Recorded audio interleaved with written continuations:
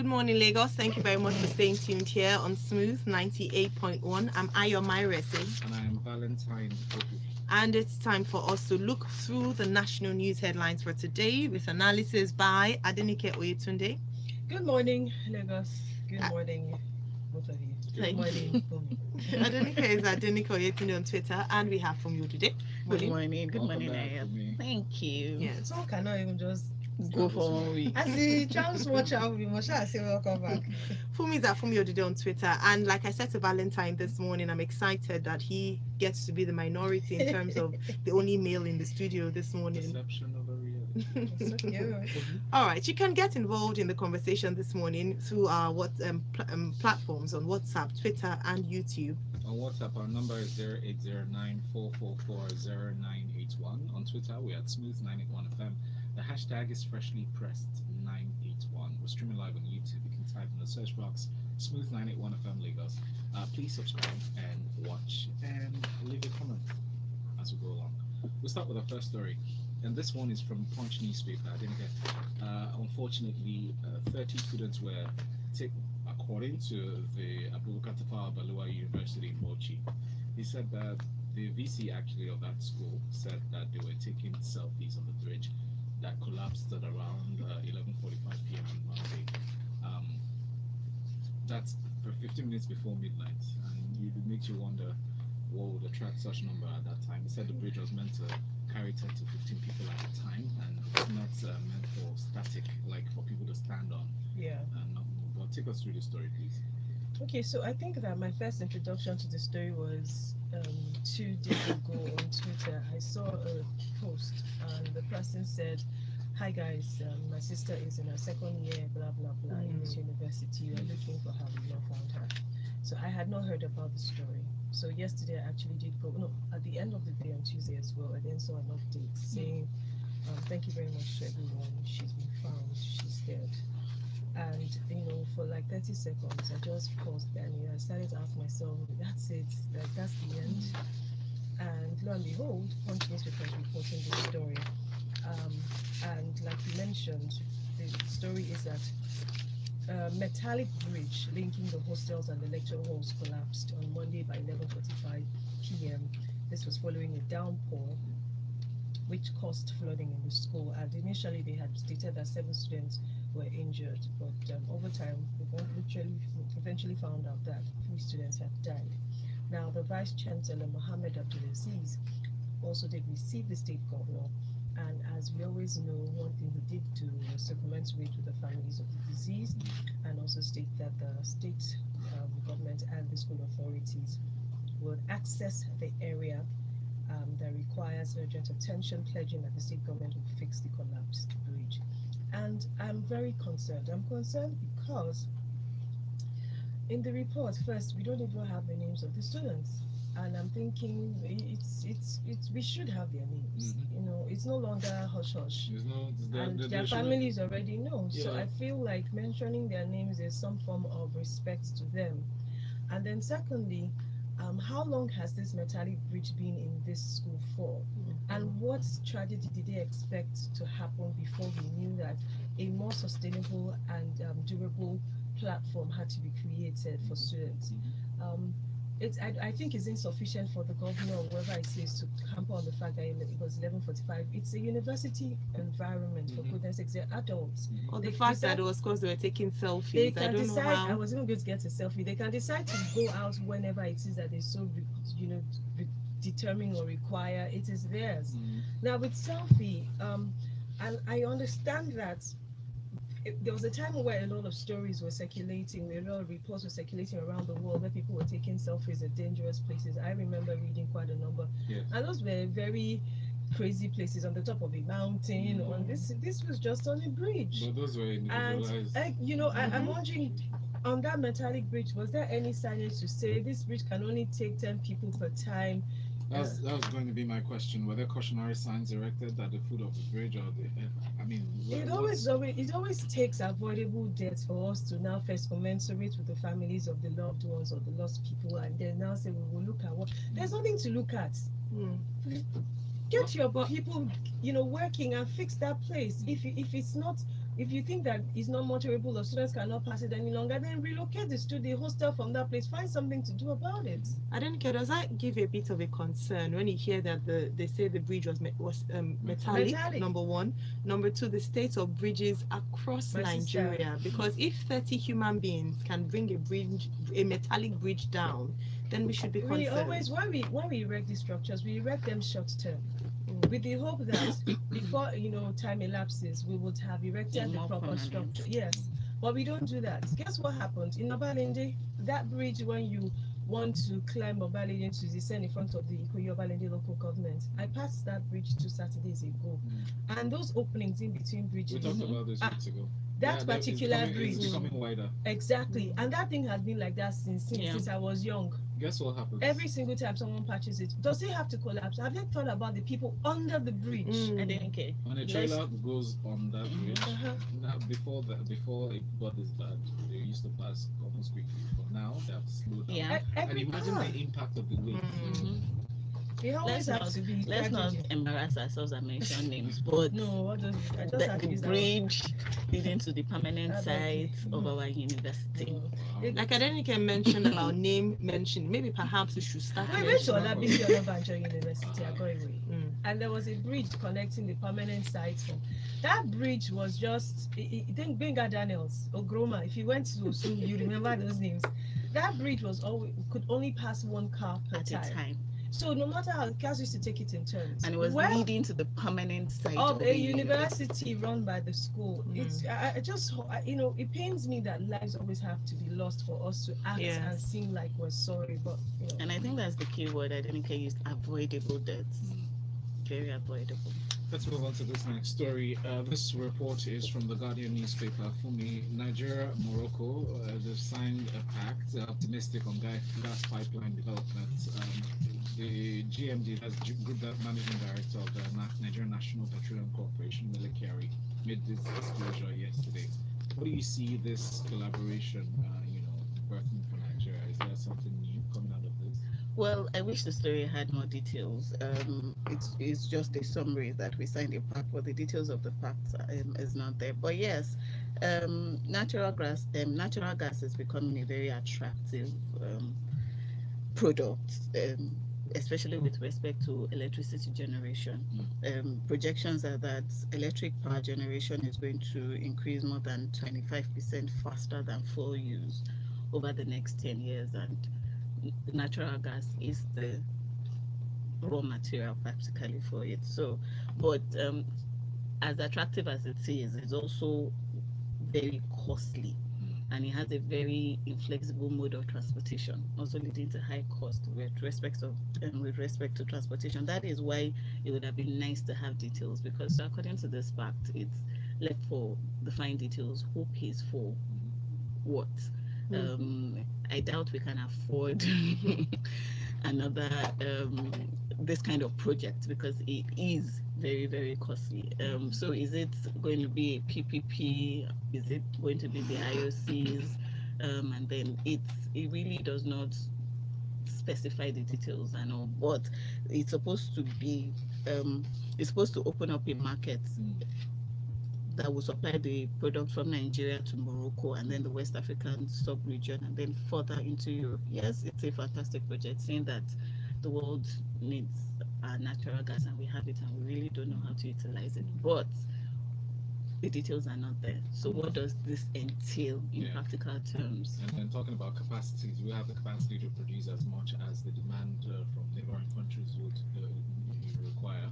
And other questions that come on my mind regarding this. Well, Melekari has already revealed that he's going to open the books and make NNPC more transparent. So it would be nice to see numbers. Yeah. All right.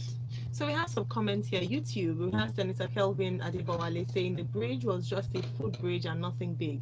The pictures show that. What does it take to take a small footbridge of less than 15 meters? This Naijasha. And then on Twitter, we have this one here from Kizito Ugu, who says the state of the infrastructure in our universities is very bad. They won't always do anything until someone dies. Unfortunately, may their souls rest in peace. Amen. And this one from Tomi here says, may their souls rest in peace. As a nation, we need to get That's to the all point we where say all the time. we need to get to a point where we sue our government and ministers or ministries or parastatals for unnecessary accidents and deaths due to their lack of concern. We can't keep losing precious lives for their inactions. It's very expensive, really. Our next story is from New Telegraph, and this one is for you, Funmi. I'll stick with you to analysis on this story. Court restrains National Assembly from taking over Edo Assembly. So a case was filed by Edo State House of Assembly and its Speaker, Francis Okie, challenging the directive of the National Assembly to Governor Godwin Obaseki to issue a fresh proclamation of the state's House of Assembly. How have they devolved powers? Are they looking to do that? Well, Valentine case is in court, so let the court determine that. But I would just say the part of the constitutions that affect this. So this, I think it was Adenike took the story a while back where some people claimed they did not receive notice and what have you, and their mates did some political football for them, Yes. and then they had a Majority. majority of those present The and devil voted, and they picked their principal officers. So actually, what happens is when a governor is elected, the constitution provides that he's supposed to issue a proclamation for the holding of the first session of the State House. Immediately he's sworn in. So Governor Obaseki had issued that proclamation leading to this sitting that a lot of people are displeased with. And so the National Assembly issued a directive. That is the first place you raise your eyebrows. The National Assembly issued a directive to the governor to issue another proclamation, sort of signifying, well, that first sitting they had, we want to cancel it. So, and then they now threaten that they would take over the functions of the House of Assembly if the governor does not issue a fresh proclamation for a sitting.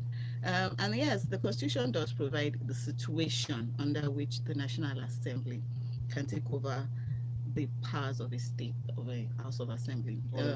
It provides that at any time when any House of Assembly of a state is unable to perform its functions by reason of the situation prevailing in the state, National Assembly may make such laws for the peace, order, and good government of that state with respect to matters on which a House of Assembly may make laws and may appear to the National Assembly to be necessary or expedient or to such a time as the House of Assembly is able to resume its functions.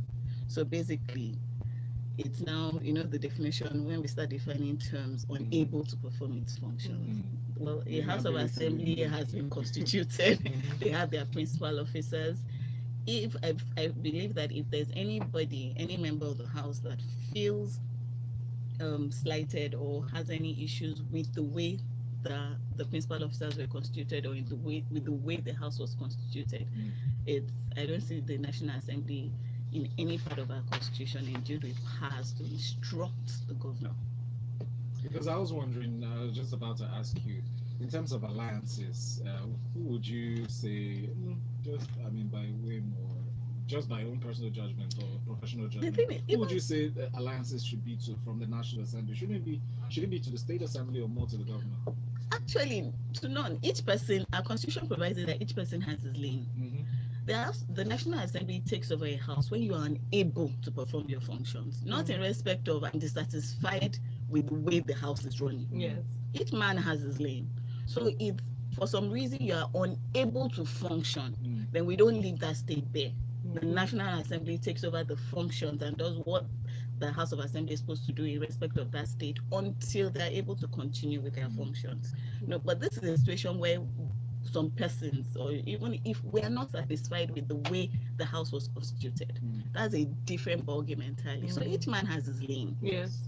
Thank you very much for clarifying that for me. Adenike, let me come to you for this next one. So, interesting story here from Vanguard. Department of State Services investigating all Rivers University lecturers for cultism, says Governor Nyesom Wike. He said his administration has sent the names of all lecturers of the university for comprehensive profiling to determine if any of them has any links to cultism. Is this usual practice, or is there something? Is there some practice where? I mean, in River State, in any other state, or perhaps there's been something highlighted to show that they are suspected to be linked to cultism? Well, the issue is something happened in the Choba community, and that also precipitates the presence of the Vice President, governor. And he also did speak with the ruler there, who stated emphatically that the community leaders started the peace process, but ran into challenges simply because, according to him, factions exist. So if you've been following, or if you live in River State, or if you know someone who lives there, River State is very peculiar. Yes.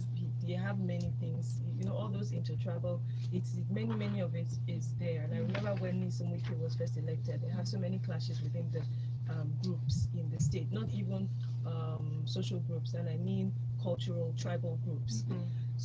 So that is what River State is about. Now, it's a state university, and it must be stated very clearly that they are employees of the state government. True. So I'm not sure if the laws, as they speak, gives the governor in that particular state the outright, prerogative where he so desires, for whatever reasons, to fire them, largely dependent on whatever it is that they're found culpable for.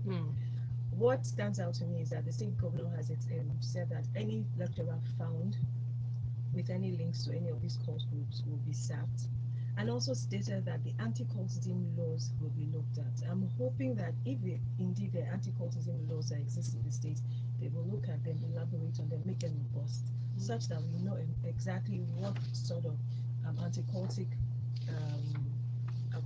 activity they are saying. Because it's one thing to claim that someone is a cultist, and it's one thing for a group of people to gang up and say this person is a cultist. Yes. What are they going to do? How do they intend to prove? What measure of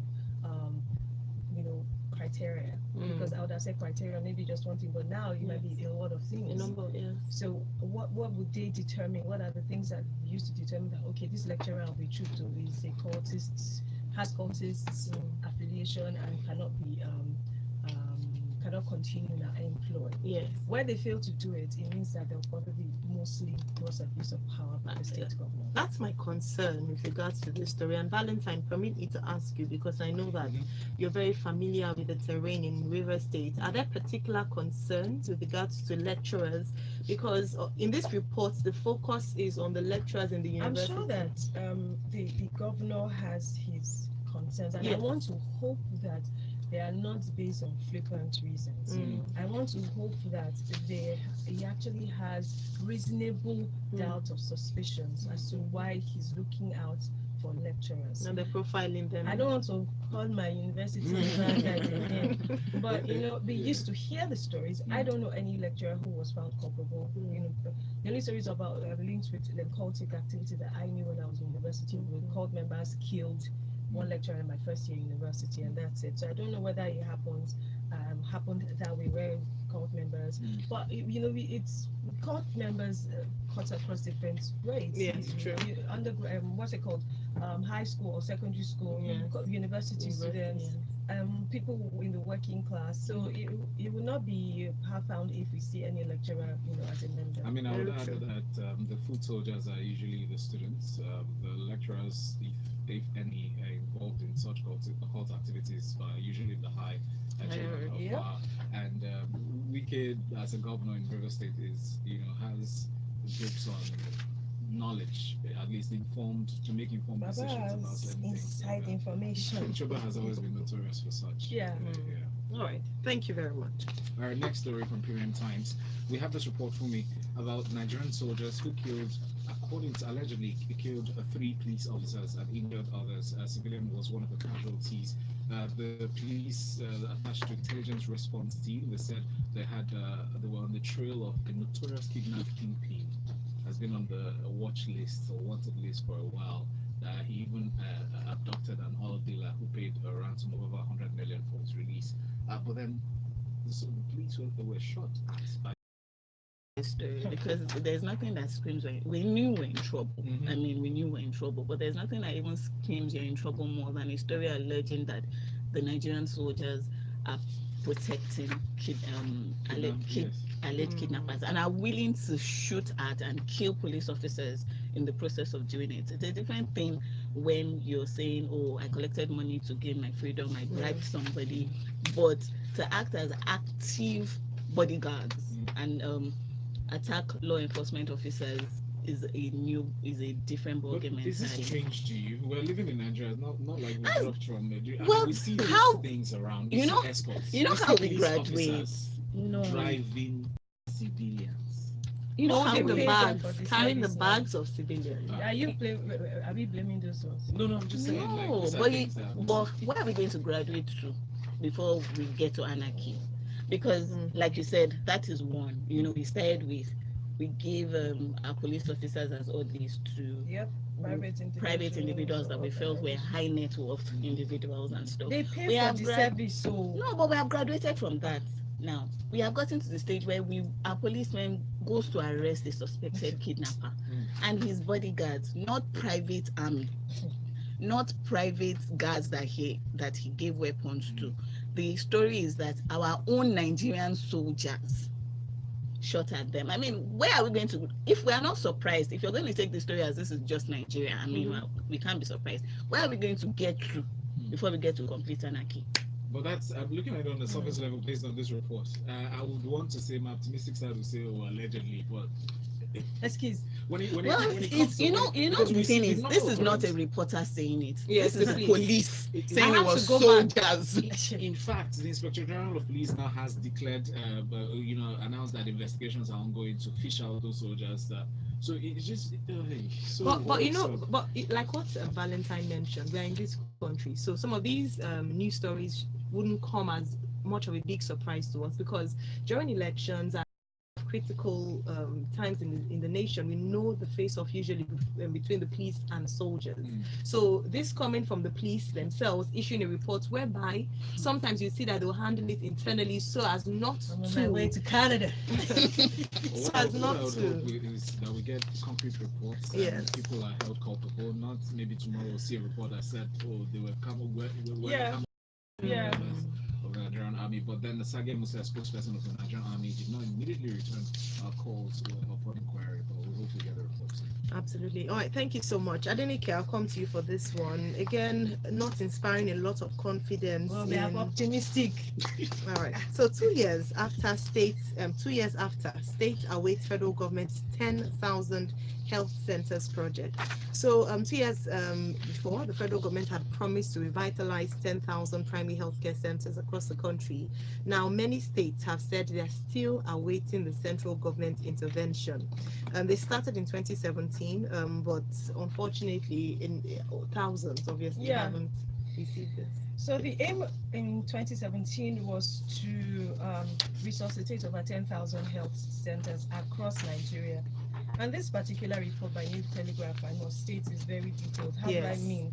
They spoke to many members of medical boards and all of that across a number of states. And I can tell you categorically and sadly that only about Lagos State has something positive to say about it.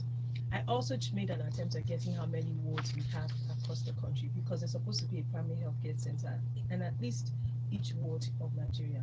Unfortunately, the closest I could get was the fact that we have 120,000, almost 120,000 polling units across the nation. So start to break it down. In Lagos, we have, I think, 300 of it. So multiply that by 36, it gives you a rough estimate. Obviously, not a lot of states will have as many wards as Lagos does.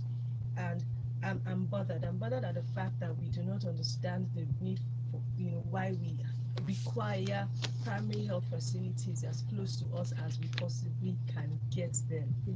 And the conversation extends to many things. It extends to the first point of call. We don't have 911. So really, primary health care center is the closest 911 that we have, and we're not providing people with it, and it's worrisome. But the MPCDA said the program has not been abandoned, noting that 5.8 billion naira had been released for the revitalization project. And they go on and on and on about it. What it means is, since 2017, when this was announced, a lot of work has not been put in place, and people are worried that we do not have enough, let alone sufficient, health centers across Nigeria. We're hoping that the federal government would, in its good mercy, I beg, because these days you beg for all these things, they will provide us with these things. Mhm. Because if you look about our primary healthcare centers, one of the basic things that they do is reproductive health of the Yeah. population. Yes. And where we have Maternal outshot our population Mhm. estimates by millions. Mm. And if we do not understand why we require that, then I don't know where we are. I saw a tweet yesterday, someone saying that when are we going to talk about population and how maybe we have to impose the 2 child per family. Policy, yeah. And someone said it's not just for family, it is 2 child per man. I said, until we get the Yeah. population thing stabilized. It's a different conversation, but these Yes, are conversations that only the primary healthcare centers can adequately and intimately handle, because there's a semblance of, I know you, familiarity. They're the ones who do, They are who in interface the with the community. community. Yes, who Exactly. interface with the community. Thank you so much. Adenike, Funmi, I'll come to you, but before then we have comments, and let's take some comments on WhatsApp. All right, Tyra from Yaba says, what a tragedy that is becoming a norm. God bless the departed. I'm sure government officials are to pay condolence visits. Before. I find it absurd that some universities ask for funding and yet do nothing if not poor quality is done. I don't care. Wait for the great find. And then Rose says, Lady Rose, thank you for joining us. Please, I totally agree with Funmi. We have to keep the power of bringing surprise to life over certain unusual occurrences, or else they may just be the normal. So we need to keep taking these stories and not get used to them. Yes. Yeah. Thank you. Says even if they resuscitate the center, the doctors have gone to Canada. My brother. All right, thank you so much indeed for your comments. Next one here for me, Buhari assents to AMCON amendment bill to others. It seems like you're the expert on analyzing when he assents a bill and when he declines a She's bill. a lawyer. And the reason I'm always here. Does it do it before Thursday or something? I think so. Yeah, Wednesday is the FEC meeting, so that's why yeah. Thursdays. All right, let's go on, please. Okay, yeah. So I remember we discussed AMCON and how they meant, when they were created, what they meant on ground is completely different. I mean, bad debts and bad loans in Nigeria is another. It could take you forever to analyze it, and we've had issues.